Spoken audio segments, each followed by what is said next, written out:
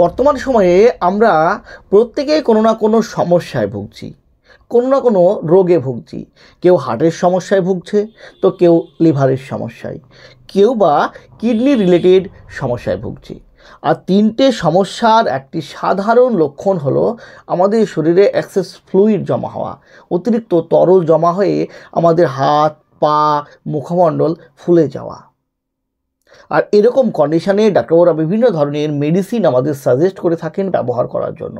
ঠিক তেমনই একটি মেডিসিন সম্পর্কে আজকের ভিডিওতে আলোচনা করব।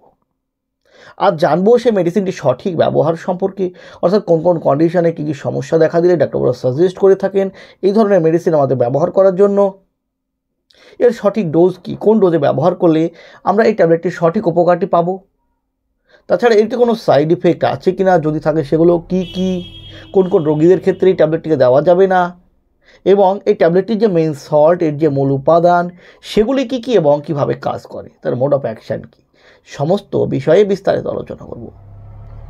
তো তার আগে আপনি যদি আমার চ্যানেলে নতুন হয়ে থাকেন, প্লিজ চ্যানেলটিকে সাবস্ক্রাইব করে সম্পূর্ণ ভিডিওটি দেখতে থাকুন।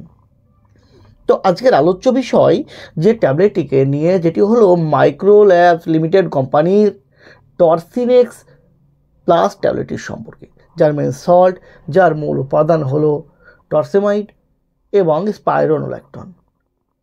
এই দুটি উপাদানের সংমিশ্রণে এই টর্সিনেক্স প্লাস ট্যাবলেটটি তৈরি করা হয়েছে। তো কখন ডাক্তাররা সাজেস্ট করে থাকেন এই ধরনের মেডিসিন ব্যবহার করার জন্য?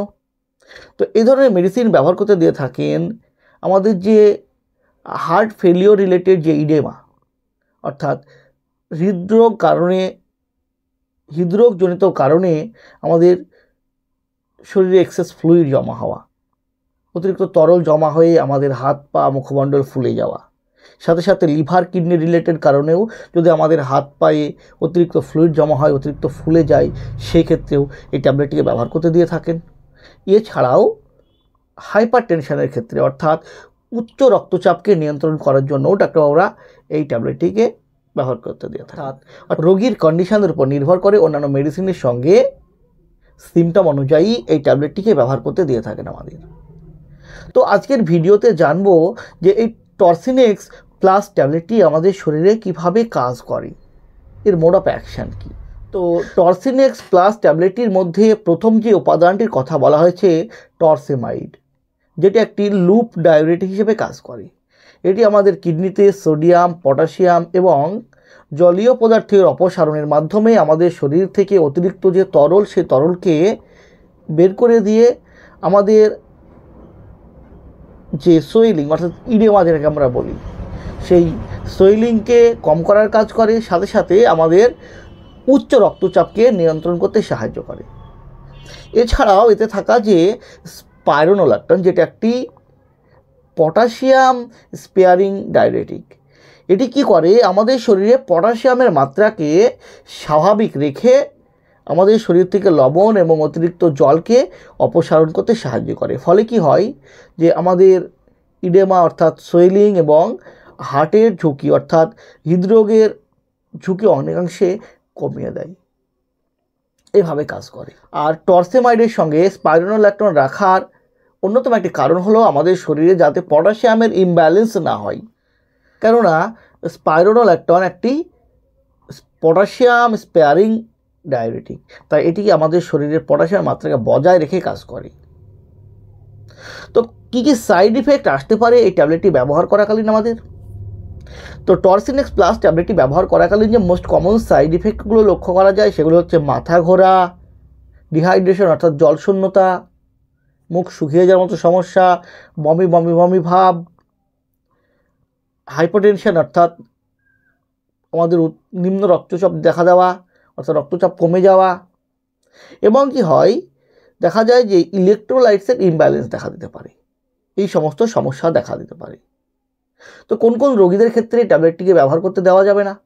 যদি কারোর অ্যানিউরিয়া থাকে, অর্থাৎ পেশাবের পরিমাণ একেবারেই কমে যায়, সেই সব পেশেন্টদের ক্ষেত্রে এই ট্যাবলেটটিকে ব্যবহার করতে দেওয়া যাবে না।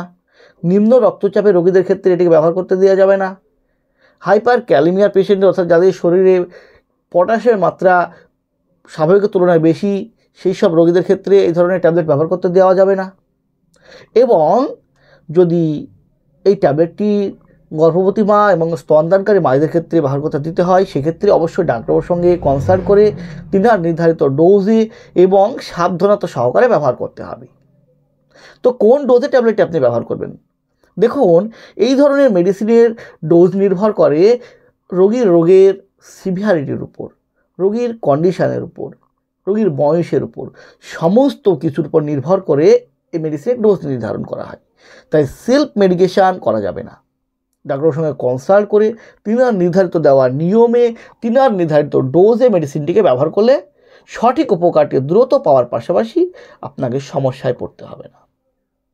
আর তাছাড়া এই ধরনের মেডিসিন ব্যবহার করার পর অতিরিক্ত পেচ্ছাপ হয়, স্বাভাবিকের তুলনায় বেশি পরিমাণে পেচ্ছাপ হওয়ায় এটি সকালের দিকে নিতে বলে থাকেন ডাক্তারবাবুরা। রাত্রে নিলে অতিরিক্ত পেচ্ছাপের জন্য ঘুমের সমস্যা হতে পারে, অন্যান্য সমস্যার জন্য ডাক্তারবাবুরা সকালে টিফিন করার পরে ট্যাবলেটটিকে নিতে দিয়ে থাকেন।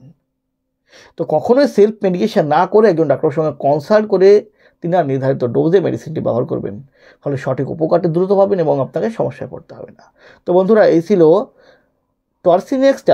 টর্সিনেক্স প্লাস ট্যাবলেট সম্পর্কে একটি ছোট্ট ভিডিওটি যদি আপনার ভালো লেগে থাকে, যদি কোনো উপকার এসে থাকে, প্লিজ চ্যানেলকে সাবস্ক্রাইব করে লাইক দিতে ভুলবেন না।